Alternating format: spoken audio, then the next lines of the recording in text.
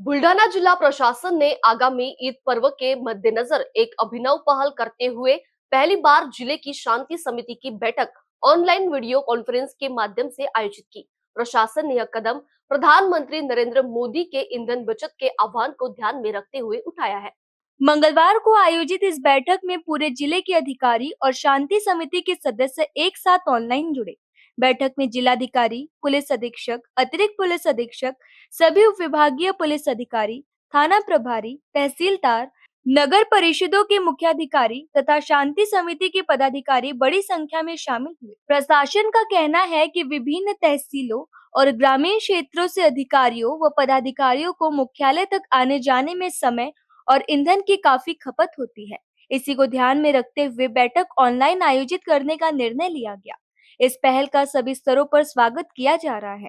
बैठक के दौरान ईद पर्व को शांतिपूर्ण और सौहार्दपूर्ण वातावरण में संपर्क कराने की तैयारियों की समीक्षा की गई। प्रत्येक पुलिस स्टेशन में की गई प्रतिबंधात्मक कार्रवाई और सुरक्षा व्यवस्था की जानकारी भी अधिकारियों ने दी।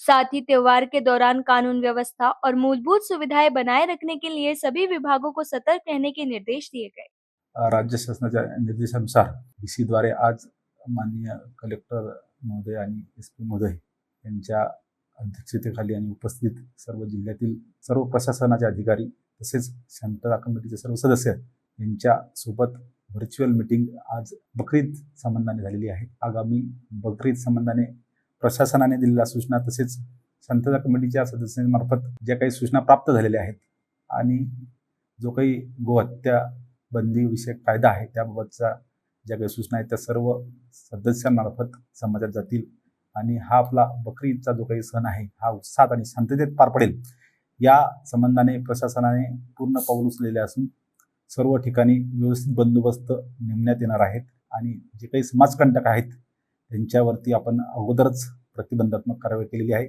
आणि पोलीस विभाग या बकरी ईदसाठी पूर्णतः सज्ज आहे आणि सर्व मुस्लिम बांधवांना मी आमच्या पोलीस विभागाच्या वतीने बकरी ईदच्या शुभेच्छा देतो।